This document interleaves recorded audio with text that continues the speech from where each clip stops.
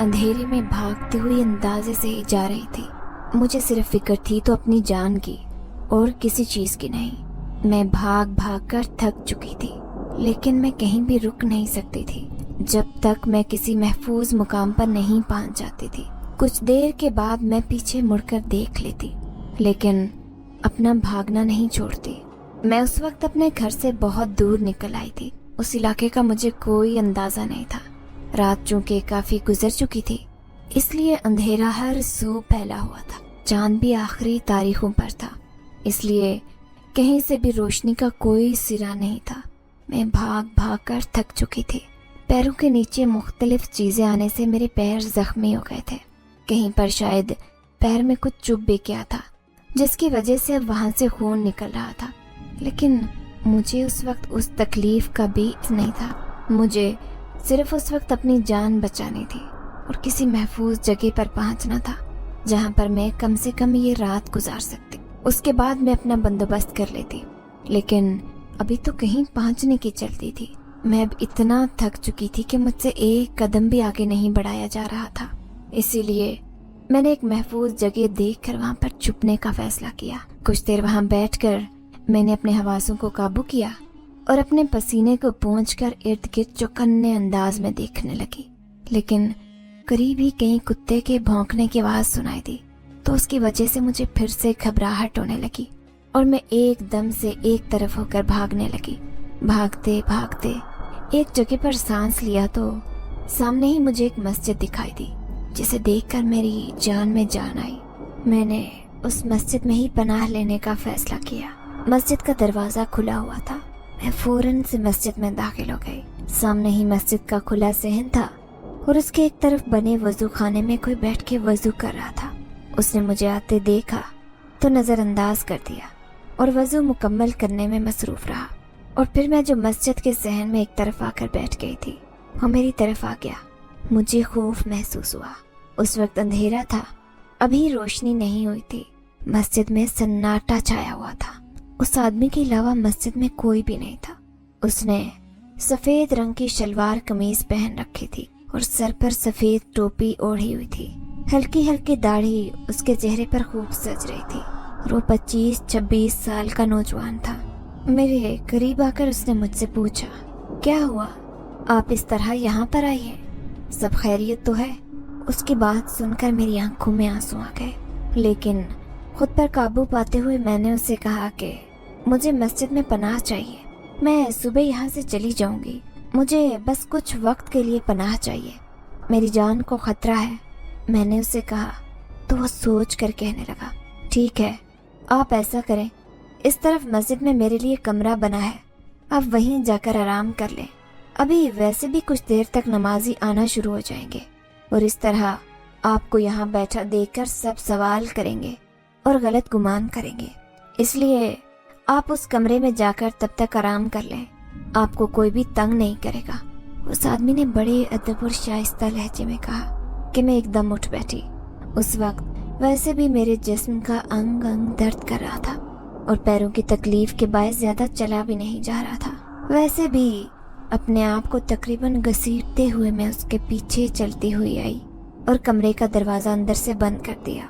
सामने ही एक चारपाई के ऊपर बिस्तर बिछा हुआ था, जबकि कमरे के कोने में छोटी सी मेज रखी हुई थी। मैं चारपाई की तरफ बढ़ गई और फौरन अपने आप को वहां पर ढेर कर पुरसुकून बिस्तर मिलते ही मुझे बड़ा सुकून का एहसास हुआ और एकदम से रात को होने वाले वाकयात मेरे दिमाग में चलने लगे, जिन्होंने मुझे बेचैन सा कर दिया। मैं सोच भी नहीं सकती कि जिंदगी मेरे साथ ऐसा करेगी।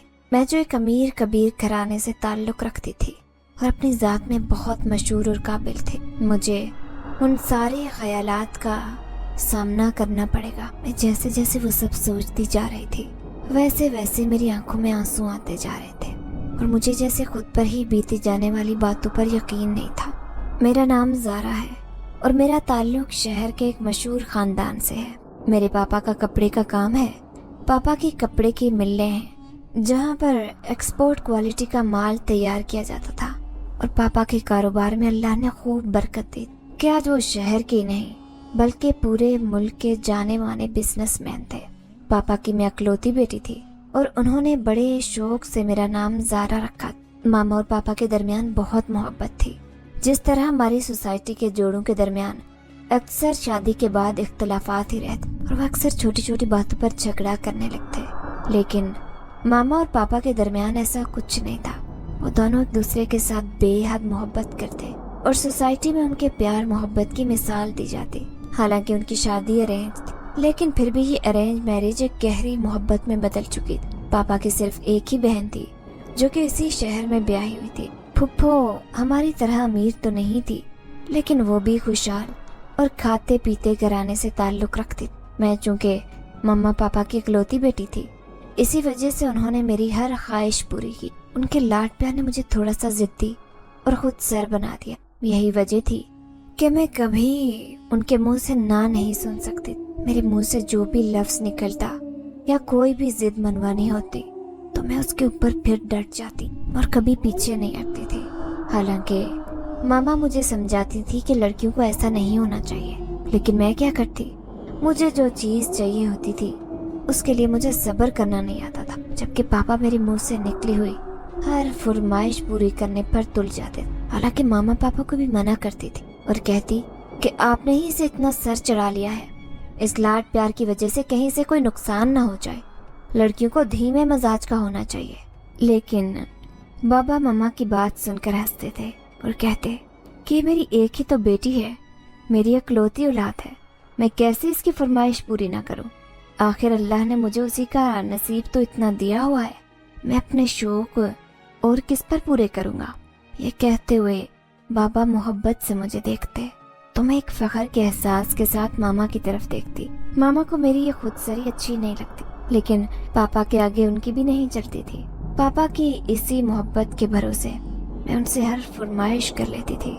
मैं उसी तरह जवान हो रही थी।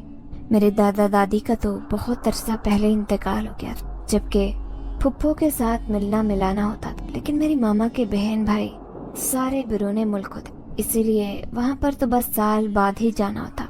रिश्तेदारों में सिर्फ फुप्पो की तरफ ही आना जाना था और अक्सर फुप्पो आती रहती। वो मुझसे बहुत मोहब्बत जताती, लाड दिखाती, लेकिन ना जाने क्या बात थी, मुझे हमेशा उनकी मोहब्बत से अजीब सी घुटन होती। मैं उनके पास बैठती तो मुझे ज्यादा देर बैठा नहीं जा। हालांकि बाबा बाद में मुझे इसी बात पर डांटते कि फुप्पो तुमसे इतना प्यार करती है, लेकिन तुम फुप्पो के साथ वैसे मोहब्बत नहीं जिताती। लेकिन मैं उन्हें क्या कहती, मुझे फुप्पो के पास बैठना ही अच्छा नहीं लगता था। मैं अब कॉलेज आ चुकी थी और यहाँ पर मैं अपने ब्रांडेड कपड़ों, जूतों, बैग और अपनी शानदार गाड़ी की वजह से मशहूर थी। यही वजह थी कि काफी लोग मेरी तरफ दोस्ती के लिए पड़े, लेकिन मैंने किसी को अपना दोस्त नहीं बनाया। मैं बड़े मोहतात तरीके से चल रही थी। उन्हीं दिनों मामा और पापा को अचानक लंदन जाना पड़ा। मामा के भाई की तबीयत ठीक नहीं थी, उन्हें हार्ट अटैक आया था, जिसकी बदौलत मामा को बहुत बेचैनी हो रही थी और वो फौरन अपने भाई की खबरगिरी के लिए जाना चाहते। पापा को भी वहाँ पर कुछ काम था, इसीलिए पापा भी मामा के साथ तैयार हो गए, जबकि मामा ने मुझे भी कहा कि तुम साथ चलो। लेकिन मेरे चूंकि इम्तिहान चल रहे थे, इसीलिए मैंने उन्हें मना कर दिया और कहा कि चंद दिन की बात है, आप लोग हो आए। मामा और पापा मुझे हजार हिदायत देते यहाँ से रुखसत हो गए। यही नहीं बल्कि जाने से पहले वो फुप्पो को भी मेरे सर पर छोड़ गए। मैं पापा के उस फैसले पर बहुत ज्यादा दिल मिलाई थी। मुझे फुप्पो का अपने घर में आकर रहना बिल्कुल अच्छा नहीं लगा था, लेकिन क्या करती, मामा और पापा फिक्र कर रहे थे, इसी वजह से फुप्पो को यहाँ छोड़ गए, जबकि मैं अपने इम्तिहान की तैयारी करके अच्छे से पेपर दे रही थी। आज एक हफ्ते के बाद मामा पापा ने वापस आना था और मुझे बहुत खुशी थी। उन 7 दिन में मैं उनसे ज्यादा उदास हो और एक भी पल ऐसा नहीं गुजरा था जब मैंने उन्हें याद ना किया हो। लेकिन उनके घर आने से पहले एक ऐसी खबर ने मेरी आवाज छीन ली जिसे सुनने से पहले मैं मर जाना पसंद करती हूँ। मामा और पापा जिस जहाज में वापस आ रहे थे, उस फ्लाइट को एक हादसा पेश आ गया था। वो प्लेन क्रैश कर गया था और बहुत सारे मुसाफिरों की मौत का बताया जा रहा था। मैं ये सुनकर एक सख्ते के आलम में चली गई। अपने कानों पर मुझे जैसे यकीन नहीं आ रहा था। मामा बाबा तो अच्छे भले थे, मामों की खबरगिरी के लिए गए थे, फिर आखिर ये सब क्या हो गया?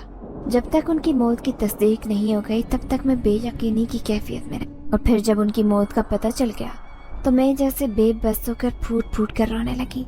यकीन नहीं आ रहा था कि वो दोनों इस तरह मुझे छोड़कर चले जाएंगे। इस भरी दुनिया में मुझे कोई भी अपना महसूस नहीं हो रहा था। मैं काफी दिन उसी गम में मुब्तला रही और मुझे महसूस ही नहीं हो सका कि घर में मेरी नाक के नीचे क्या कुछ चल रहा है। मामा पापा के गम से निकलने में मुझे काफी दिन लग गए थे और अब आज जब मैं उनके कमरे में उदास बैठी हुई थी, बाबा के मैनेजर के आने की खबर मिली। मैं बाय टीवी लॉन्च में चली आई। मुझे देखकर उन्होंने पहले तो अफसोस का इजहार किया, फिर कहने लगे, बेटा वसीयत के मुताबिक अब सारा कारोबार आपको संभालना है, इसीलिए मैं चाहता हूँ कि कल आपसे थोड़ी देर के लिए दफ्तर आना शुरू कर दें, क्योंकि मालिक सर पर ना हो तो मुलाजमों को खुली छूट मिल जाती है। पापा के मैनेजर की ये बात सुनकर मैंने सुस्ती से कहा कि अभी नहीं, अभी तो मुझे पापा का गम मना लेने दो, मैं कुछ दिन बाद आऊंगी। ताहम वो अपने तौर पर मुझे समझाते रहे, लेकिन मेरा अभी दफ्तर जाने का कोई इरादा नहीं था। उनके जाने के बाद फुफ्फो मेरे करीब आ गई और कहने लगी, बेटा अगर तुम अपने आप को बेहतर महसूस नहीं करती तो ऐसा करो, जमशेद को भेज दो। जमशेद फुफ्फो का इकलौता बेटा था। वो मुझसे कुछ बरस बड़ा था। एक नंबर का आवारा, लफंटर और फारिग इंसान था। अब जब फुफ्फो ने उसकी सिफारिश की तो मुझे जैसे जान छुड़ाना मुश्किल हो गया। ताहम मैंने फुफ्फो से कहा कि मैं जमशेद के लिए कोई ना कोई काम ढूंढती हूँ, आप फिक्र ना करें। लेकिन अपने कमरे में कुछ देर बैठने के बाद मुझे एहसास हुआ कि मुझे काम पर जाना चाहिए, वरना लाखों करोड़ों का बिजनेस कौन संभालेगा, जिसे मेरे बाप ने बड़ी मेहनत के साथ सेट किया था। अगले दिन मैं तैयार होकर दफ्तर चली आई। हालांकि फुफ्फो ने मुझे बहुत कहा कि जमशेद को भी साथ ले जाओ, लेकिन मैंने उनसे यही कहा कि मैं पहले जमशेद के लिए कोई सीट देख लूं, उसके बाद ही उसको काम पर भेजिएगा। मेरी बात सुनकर फुफ्फो बहुत दिल मिलाई। उन्हें इस बात का बहुत गुस्सा आया कि मैं उनकी बात नहीं मान रही, लेकिन फिर भी उन्होंने अपनी जुबान पर गुस्से को नहीं आने दिया, बल्कि प्यार से बोली, ठीक है बेटा, जैसे तुम्हारी मर्जी। मैं दफ्तर आ गई और फिर शाम तक मुझे सर खुजाने की भी फुर्सत नहीं मिली। बाबा के जाने के बाद इतने सारे काम पड़े हुए थे कि उनको करते करते शाम हो गई। मैनेजर साहब हर मामले में मेरी रहनुमाई कर रहे थे। मैनेजर साहब पापा के बहुत वफादार मुलाजिम थे, जो तकरीबन 20 बरस से पापा के साथ थे और बाबा उन पर बहुत भरोसा करते थे। यही वजह थी कि मैंने अपनी रहनुमाई के लिए उन्हें अपने साथ रखा और उन्होंने भी उसका खूब हक अदा किया। शाम को दफ्तर से आते आते मुझे 8 बज गए। फुफ्फो मेरा ही इंतजार कर रही थी। मेरे आते ही उन्होंने जमशेद के बारे में बात की। सच कहूँ तो सारा दिन मेरे जहन में जमशेद का ख्याल भी नहीं आया। अब फुफ्फो के याद दिलाने पर मुझे उसका ख्याल आया।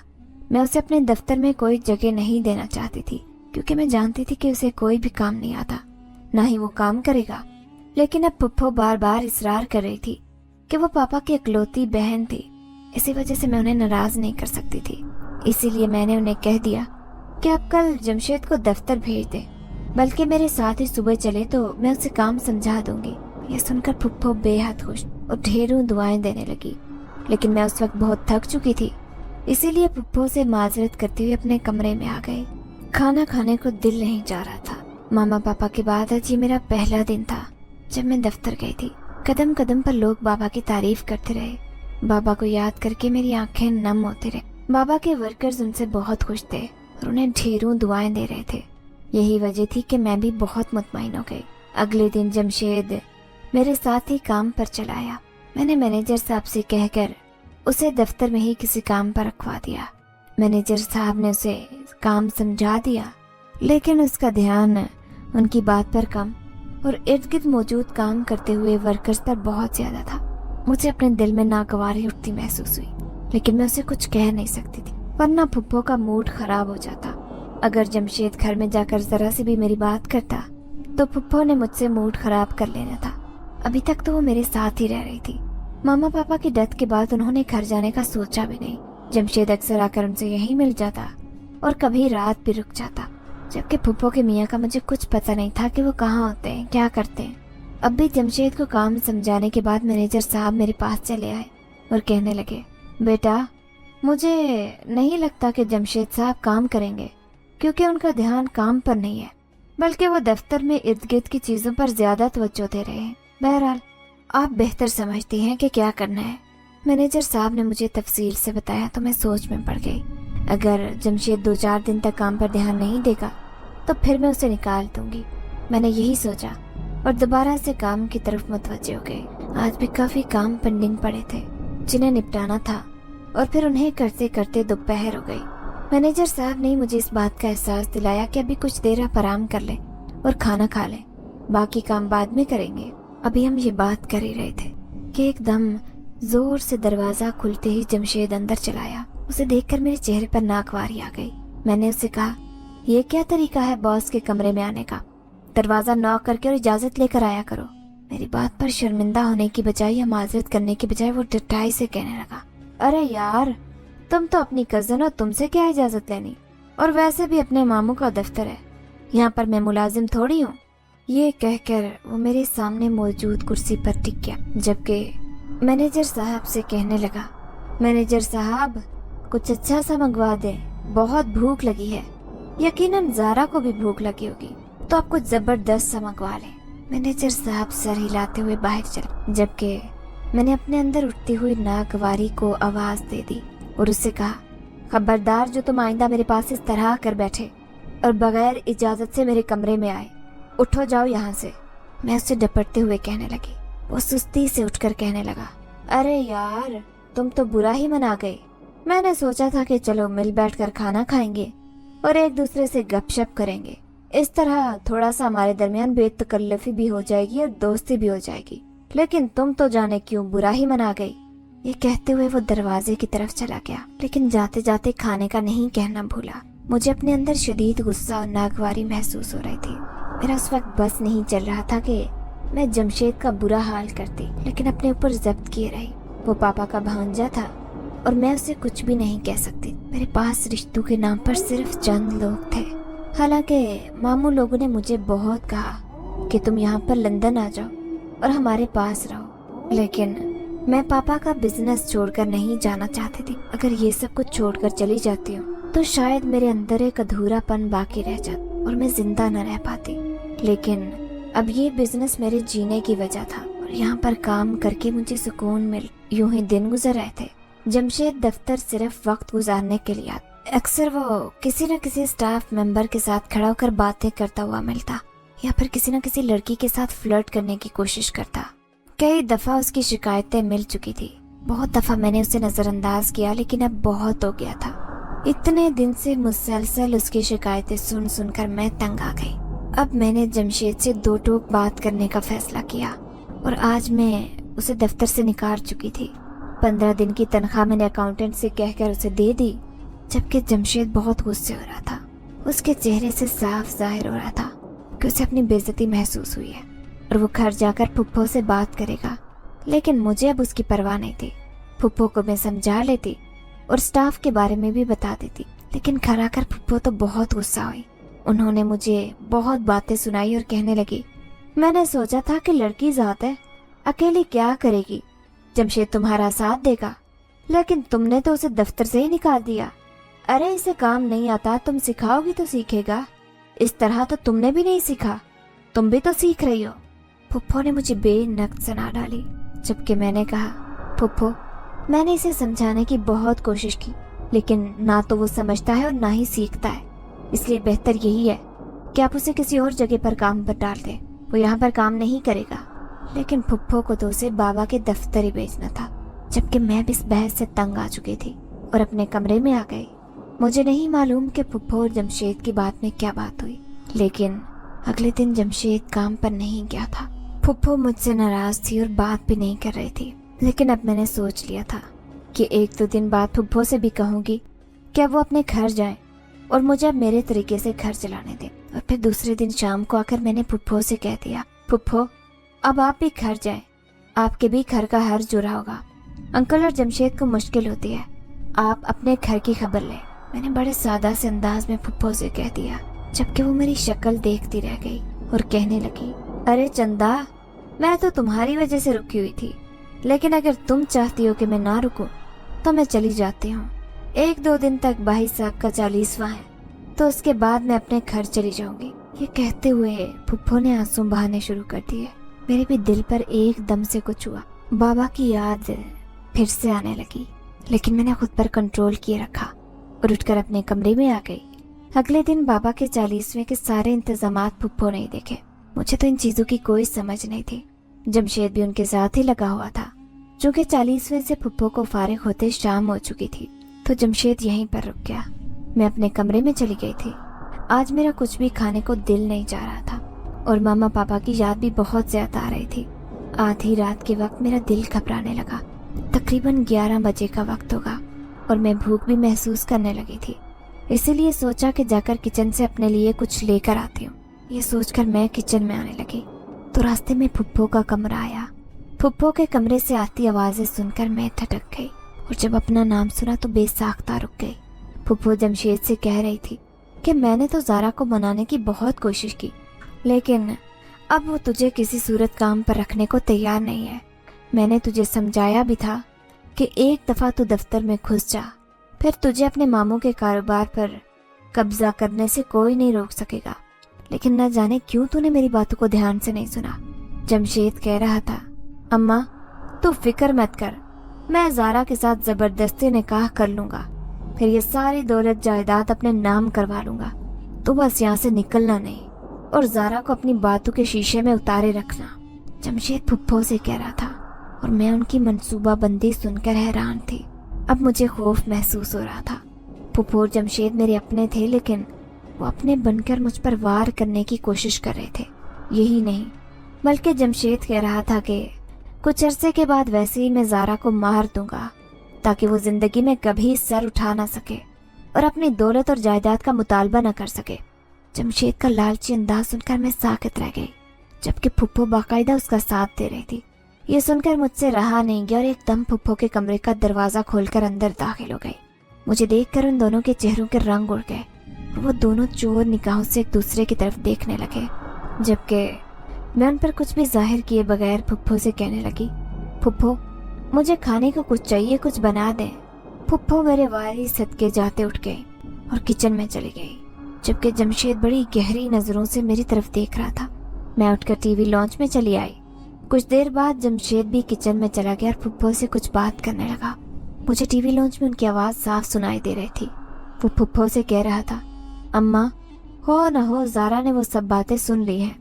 मुझे यकीन है कि अब वो ज़रूर उन बातों को हमारे खिलाफ इस्तेमाल करेगी। तुम पहले ही उसका कोई बंदोबस्त करके रखो। जमशेद फुप्पो से कह रहा था और फुप्पो से कहने लगी, हाँ उसके रवैये से मुझे भी लगा है, लेकिन तू फिक्र मत कर। अगर घी सीधी उंगली से ना निकला तो उंगली टेढ़ी करने में कोई हर्ज नहीं। फुप्पो की बात सुनकर मेरी रीढ़ की हड्डी में सनसनाहट दौड़ गई। फिर मैंने आओ देखा न था घर से निकलने का सोच लिया। उस वक्त मुझे कुछ समझ नहीं आ रही थी कि मैं कहाँ जाऊँ। हालांकि उस शहर में बहुत सारे ऐसे लोग थे जो बाबा के जानने वाले थे, मेरे जानने वाले थे, लेकिन मैं अभी किसी की तरफ नहीं जाना चाहती थी। खामोशी से घर से निकल आई। गाड़ी पर घर से निकलती तो यकीनन जमशेद और फुप्पो को पता चल जाता, लेकिन फिर भी न जाने कैसे उन्हें मेरे निकलने की खबर हो गई थी और वो दोनों मेरे पीछे पीछे भागते चले आए थे। मुझे उन दोनों के इरादे ठीक नहीं लग रहे थे, इसीलिए भागती चली गई। फुप्पो और जमशेद मेरे पीछे पीछे आ रहे थे। मुझे अपनी जान की फिक्र थी और किसी बात की परवाह नहीं थी। इसी तरह भागते भागते मैं काफी दूर निकल आई और अब उस मस्जिद में चली आई। यहाँ कर मुझे सुकून का एहसास हुआ था। मस्जिद में एक अजीब सी सुकून वाली कैफियत फैली थी। मैं बिस्तर पर लेटते कुछ देर के बाद नींद में गाफिल हो गई। जब मेरी आंख खुली तो दिन चढ़ आया था। उस वक्त रोशनी हर सू फैली हुई थी। मैं एकदम घबरा कर उठी और अपने इर्द गिर्द देखा। पहले तो मुझे समझ नहीं आई कि मैं कहाँ पर हूँ। फिर चंद लम्हों के बाद ही रात वाले वाकयात मेरी निगाहों के सामने घूमने लगे और मुझे सब याद आता गया। फुप्पो और जमशेद का रवैया बहुत दुख देने वाला था। उस वक्त मुझे उनके रवैये से बहुत परेशानी हो रही थी। मुझे यकीन नहीं आ रहा था कि वो मेरे अपने हैं। उनके रवैये पर अफसोस करती मैं उठकर कमरे से बाहर आने लगी, लेकिन थोड़ा सा दरवाज़ा खोलकर देखा तो मस्जिद में भी काफ़ी लोग बैठे थे। शायद 10 बजे का वक्त होगा। वक्त का मुझे ठीक से अंदाज़ा नहीं था, लेकिन मस्जिद के सहन में धूप फैली थी। मैं वहीं रुककर उस शख्स का इंतज़ार करने लगी। काफ़ी देर गुजर गई। मुझे प्यास भी लग रही थी और भूख से भी बुरा हाल था। इतने में वो चला आया और मुझे जागता पाकर ठठक सा कहने लगा, मैं 2 बार आपको देख कर गया हूँ। आप सो रही थी, इसीलिए आपको जगाना मुनासिब नहीं समझा। आप कुछ खाएंगी? उसने मुझे बताते हुए शाइस्तगी से पूछा तो मैं झट हाँ में सर हिला गई। उस वक्त वाकई बहुत भूख लगी हुई थी। इसीलिए मैंने तकल्लुफ़न भी इनकार नहीं किया। और फिर कुछ ही देर के बाद वो मेरे लिए खाना लेकर आए। मैं जल्दी से हाथ मारकर खाने लगी। मुझे तेज़ी से खाता देखकर वो कहने लगा, इत्मीनान से खाएं और मुझे बताएं, अगर आपने कहीं जाना है तो मैं आपको छोड़ आता हूँ। उसके पूछने पर मेरी आंखों में एकदम खौफ उतर आया। वो घबरा गया और कहने लगा, अगर आप नहीं जाना चाहते तो मैं आपको नहीं भेजूंगा जब तक आपको इस बात का इत्मीनान नहीं हो जाता कि आप महफूज हैं। उसकी बात सुनकर मैं मुतमईन। ताहम खाने के बाद मैंने उसे अपने बारे में सब कुछ बता दिया तो वो कहने लगा, ये तो बहुत बुरा हुआ। मेरे ख्याल से आपको दफ्तर जाना चाहिए। ये ना हो कि आपकी गैर मौजूदगी का फ़ायदा उठाकर आपकी फुफ्फो और कज़न कोई ऐसा काम करें जिससे आपको नुकसान हो। उसकी बात में वजन था, लेकिन मैं उससे कहने लगी कि अभी तक मेरी रिहाइश का कोई बंदोबस्त नहीं हुआ और मैं अपने किसी जानने वाले के घर भी नहीं रह सकती। उन्हें क्या बताऊं कि मेरी फुफ्फो मेरे साथ कैसा सलूक कर रही है। फिर दूसरी बात, फुफ्फो को भी पता चल जाएगा कि मैं कहाँ रह रही हूँ और मैं भी उनके सामने नहीं आना चाहती। मैंने उससे कहा तो वो कहने लगा, आप ऐसा करें, आप यहीं मस्जिद में रह लें। वैसे भी यहाँ पर कोई आता जाता नहीं है और मेरे कमरे में तो कोई भी नहीं आता। मेरा काम ज्यादातर मस्जिद के सहन में होता है।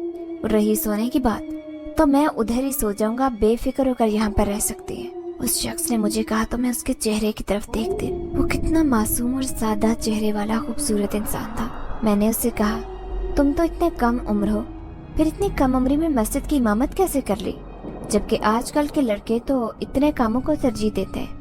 मेरी बात सुनकर वो आहिस्तगी से मुस्कुराया और कहने लगा, दरअसल ये इमामत नस्ल दर नस्ल मिली है और मैं इसे कभी छोड़ नहीं सकता। आगे मेरे बच्चों ने भी यही काम करना है। उसके कहने पर मैं चौंक गई और पूछने लगी, नस्ल दर नस्ल मतलब? तो वो कहने लगा, दरअसल मेरे बाप दादा भी यही काम करते थे, वो भी मस्जिद की इमामत करवाते थे। हम जिन्नात की दुनिया से ताल्लुक रखते हैं और मैं भी एक जिन ज़ादा हूँ। मेरा नाम अली शाह है और मैं जिन्नात की दुनिया से यहाँ पर सिर्फ मस्जिद की इमामत करवाने आता हूँ। उसकी बात सुनकर मेरी रीढ़ की हड्डी में सनसनाहट दौड़ गई। एक जिन ज़ादा मुझसे मुखातिब था। ये बात मेरे लिए हैरत का बायस थी। मुझे यकीन नहीं आ रहा था कि वो शख्स जिसे मैं एक आम इंसान समझ रही थी, वो एक जिन ज़ादा हो सकता है। मुझे खौफज़दा होते देख कर वो कहने लगा, अरे आप घबराएं मत, मैं एक जिनज़ादा ज़रूर हूँ लेकिन किसी को तंग नहीं करता और आपको तो बिल्कुल परेशान नहीं करूँगा। आप मुतमईन होकर यहाँ पर रहें और मेरी किसी भी सिलसिले में आपको ज़रूरत पेश आए तो मुझे ज़रूर बताएं। उस जिनज़ादे की बात सुनकर मुझे इत्मीनान तो हो गया, लेकिन फिर भी एक खौफ सा दिल में बैठ गया था। फुफ्फो जमशेद का रवैया, अब उस जिनज़ादे का अचानक मिल जाना, मेरे अंदर अजीब सी बेचैनी फैल गई। समझ नहीं आ रही थी कि जिंदगी किस रुख पर ले आई है। मामा पापा के बाद हालात इतने बदल जाएंगे मैं सोच भी नहीं सकती थी। मैंने सारा दिन बहुत सोचा और फिर दिल में पहला ख्याल यही आया कि मैनेजर साहब को फ़ोन करके मुझे सारी हकीकत से आगाह करना चाहिए ताकि दफ्तरी मामलात को वो अच्छे से संभाल लें और जमशेद और फुफ्फो को वहाँ पर घुसने ना दें। फिर मैंने ऐसा ही किया। उस शख्स से फ़ोन लेकर मैंने सबसे पहले मैनेजर साहब को कॉल करके सब कुछ बताया और उन्हें इस बात की ताकीद की कि किसी भी सूरत फुफ्फो और जमशेद को दफ्तर ना आने दें। मैनेजर साहब भी सारा मामला जानकर बहुत परेशान हुए। उन्हें मेरी जान की फिक्र थी, इसलिए वो मुझे कहने लगे, आप मेरी तरफ आकर रुक जाएं, जबकि मैं उन्हें किसी मुसीबत में नहीं डालना चाहती थी। इसीलिए सहूलत से मना कर दिया और उन्हें कहा कि मैं जहाँ पर हूँ महफूज हूँ, आप मेरी फिक्र मत करें, बस दफ्तर का ख्याल रखें। मैनेजर साहब ने मेरी बात समझ ली और यूं उन्होंने मुझे इत्मीनान दिलाया। अब मुझे फुफ्फो और जमशेद का कुछ करना था, उसके लिए मुझे किसी न किसी की मदद की ज़रूरत थी। तो अली शाह से बेहतर मददगार और कौन हो सकता था। उस मस्जिद में 2 दिन गुजारकर मैंने बाकायदा एक मंसूबा तैयार किया और अली शाह की मदद से सीधी दफ्तर जा पहुंची। वहाँ पर जमशेद आया हुआ था। उसने मुझे वहाँ पर आते देखा तो बौखला गया, जबकि बाकी स्टाफ भी हैरानी से मेरी तरफ देख रहा था। मैं सबकी हैरत को नज़रअंदाज करती अपने कमरे में चली गई और फौरन मैनेजर साहब को तलब किया। उन्हीं की मदद से मैंने सारे डॉक्यूमेंट्स तैयार करवाए और शाम को अली शाह के साथ ही घर वापस आ गई। फुफ्फो ने अचानक मुझे घर पर देखा तो परेशान हुई। उनका ख्याल था कि मैं अब कभी वापस नहीं आऊंगी, इसीलिए तो उन्होंने जमशेद को भी दफ्तर भेज दिया था ताकि वो कारोबार पर कब्जा जमाने की कोशिश करे। लेकिन ये सब इतना आसान थोड़ी था। जितना उन दोनों ने समझ लिया था। मैंने पुप्पो से आते ही कह दिया कि आप दोनों अपना बंदोबस्त करें और यहाँ से निकलें। मेरे इस घर में आपकी कोई गुंजाइश नहीं है। मेरे माँ बाप ने आप पर जितना एहसान करना था कर लिया, अब मजीद और नहीं। मैं अब आपको मजीद अपने घर में बर्दाश्त नहीं कर सकती। यह सुनकर पुप्पो रोने लगी और कहने लगी, तुम्हारा तो खून सफेद हो गया है। मेरे भाई ने तो मुझे फूलों की तरह रखा हुआ था। वो तो मेरी आंखों में जरा से भी आंसू बर्दाश्त नहीं करता था, लेकिन तुम तो ना जाने किस पर पड़ी हो। तुम्हारे अंदर तो इंसानियत भी नहीं है, ना ही रिश्तेदारों का भरम है। पुप्पो ने मुझे बहुत सुनाई, लेकिन मैंने अब अपने कान बंद कर रखे और पुप्पो को घर से निकलने पर मजबूर कर दिया था। लेकिन पुप्पो भी वहाँ से नहीं निकल रही थी, जबकि अलीशा को अजीब से नजरों से देख रही। मैंने उन्हें कह दिया कि ये मेरा बॉडीगार्ड है और आज से मेरी हिफाजत का जिम्मा इसके सर है, इसलिए आप मुझे उंगली भी नहीं लगा सकते। पुप्पो ने बड़ी अजीब सी नजरों से अलीशा को देखा, फिर मेरी तरफ देख कर कहने लगी, बॉडीगार्ड, और वो भी तुम्हारा? सीधी तरह क्यों नहीं कहती कि तुमने अपने लिए कोई आशिक ढूंढ रखा है और अब माँ बाप के मरने के बाद अयाशी करने का सोच रही हो। पुप्पो की इतनी घटिया बात सुनकर मेरे तो कान सुर्ख हो गए, जबकि अलीशा पुप्पो की तरफ बढ़ा और कहने लगा, आपको शर्म आनी चाहिए। आप किस तरह की बातें कर रही हैं? आप जानती नहीं है कि मैं कौन हूँ।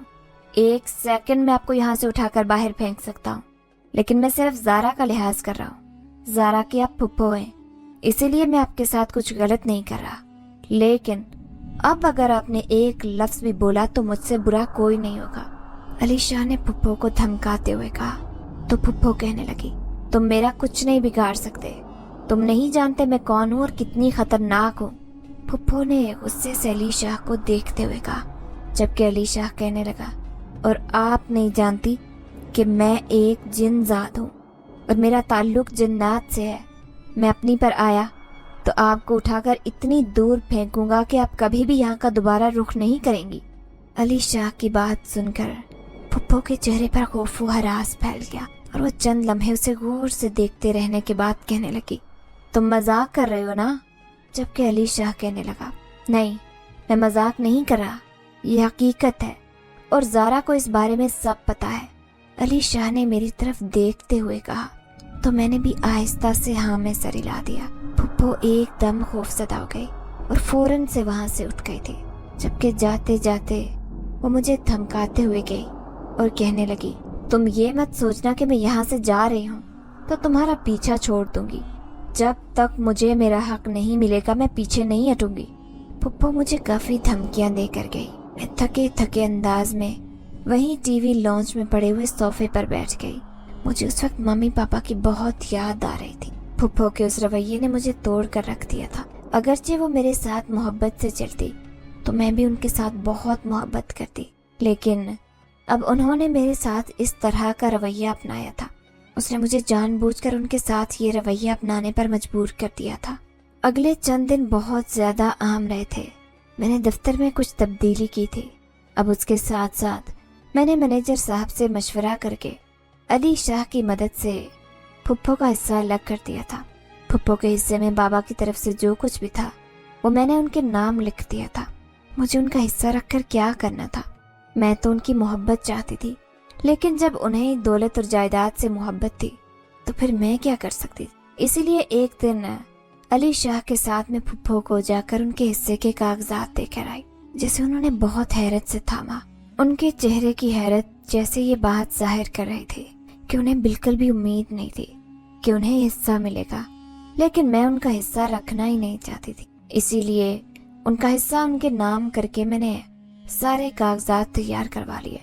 वहां से आने के बाद मैं खुद को बहुत हल्का फुल्का महसूस कर रही थी और अलीशा से कहने लगी, तुम्हारा शुक्रिया।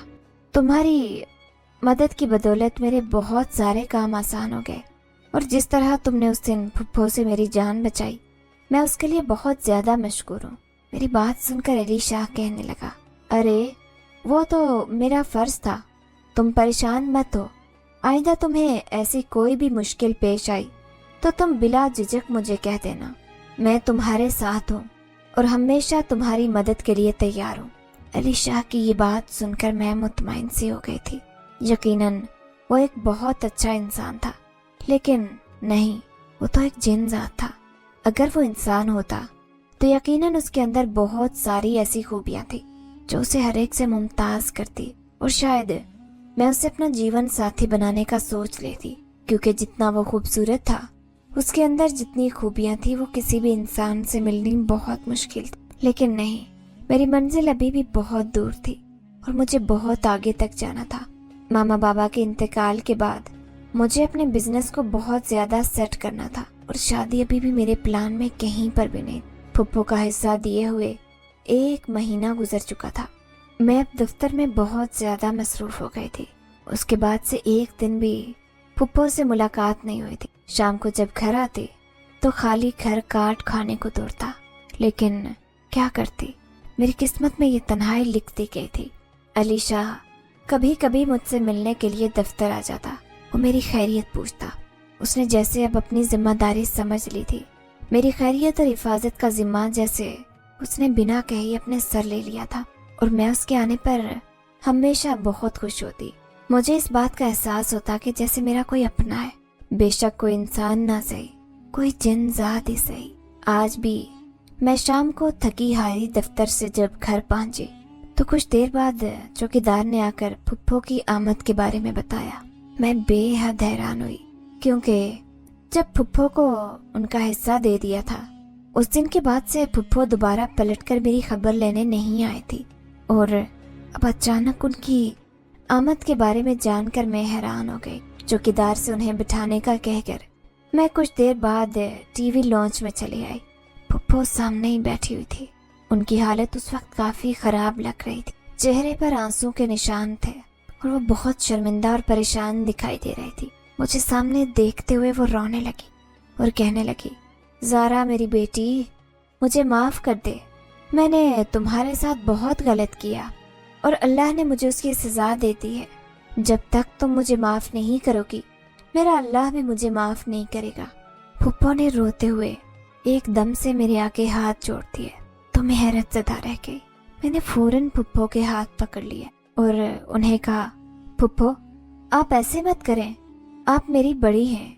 आपने अगर मुझे कुछ कह भी दिया तो कोई बात नहीं, लेकिन हुआ क्या है, आप क्यों इस तरह से रो रही हैं? मैंने फुप्पो से पूछा तो वो मुझे सारी तफसील बताती चली गई, जिसे सुनकर मैं गहरे दुख में गिर गई थी। फुप्पो का कहना था कि तुम्हारी जायदाद के कागज मिलने के बाद जमशेद ने मेरे ऊपर बहुत ज्यादा दबाव डालना शुरू कर दिया। उसका कहना था कि ये जायदाद बेचकर हम बाहर के मुल्क चले जाते हैं और वहां पर ऐश करेंगे, जबकि मैं उसे कह रही थी कि तुम काम करो और पैसे कमाओ, उसके बाद बाहर का प्लान करना। लेकिन उसने मेरी एक नहीं सुनी और जबरदस्ती उसने मुझसे उन सारे कागजात पर साइन करवा लिए और फिर वो सारी जायदाद बेचकर खुद बाहर चला गया है। मेरे पास एक फूटी कोड़ी भी नहीं बची। जमशेद के बाप ने भी मुझे घर से निकाल दिया है। उनका कहना है कि जितना खुदगर्ज तुम्हारा बेटा है तुम भी उसी के पास जाओ। मैं तुम्हें अपने घर में बर्दाश्त नहीं कर सकता। सारी जिंदगी तुमने मेरा ख्याल नहीं किया तो अब क्या करोगी? उन्होंने मुझे धुतकार कर घर से बाहर निकाल दिया। मैं सोच भी नहीं सकती थी कि मेरे साथ ये सब कुछ हो जाएगा। मैं तुम्हें घर से निकालने के मंसूबे बना रही थी और खुद अब घर से निकली हुई हूँ। मुझे माफ कर दो मेरी बच्ची, मैंने तुम्हारे साथ बहुत गलत किया। फुप्पो रोते रोते सारी तफसील बताती चली गई और फिर आखिर में मुझसे माफी मांगने लगी, जबकि मुझे बेहद अफसोस हुआ। फुप्पो ने उस जायदाद की खातिर ही मेरे साथ इतने जुल्म किए और यहाँ तक कि मुझे मारने का भी मंसूबा बना लिया। लेकिन अब अल्लाह ने उन्हें कैसा बदला दिया था कि वो अपने ही घर से बेघर हो चुकी थी और उनका वही बेटा जिसके ऊपर उन्हें बहुत मान था अब वो घर छोड़कर चला गया था। ताहम मैंने फुप्पो को अपने पास रहने की इजाज़त दे दी और कहा कि आप यहाँ पर आराम से रह सकती हैं, लेकिन मेरे किसी भी मामले में दखल अंदाजी नहीं करेंगी। फुप्पो ने मेरा बहुत शुक्रिया अदा किया और अपने कमरे में चली गई। मैं फुप्पो को यहाँ से निकाल नहीं सकती थी क्योंकि मामा बाबा के बाद वो मेरा वाहिद रिश्ता था और अगर मैं उन्हें उनकी आस तोड़ देती और उन्हें यहाँ से निकाल देती तो शायद मैं खुद को कभी माफ नहीं कर पाती। अपने माँ बाप की खातिर ही मैंने उन्हें اپنے پاس رہنے کی اجازت دے دی تھی۔ مجھے معلوم ہے کہ انہوں نے میرے ساتھ بہت غلط کیا، لیکن اب مجھے اس بات کی امید ہے کہ وہ آئندہ کبھی بھی میرا غلط نہیں سوچیں گی۔ اور پھر علی شاہ تو ہے نا میرے ساتھ، وہ تو کبھی بھی مجھے چھوڑے گا نہیں۔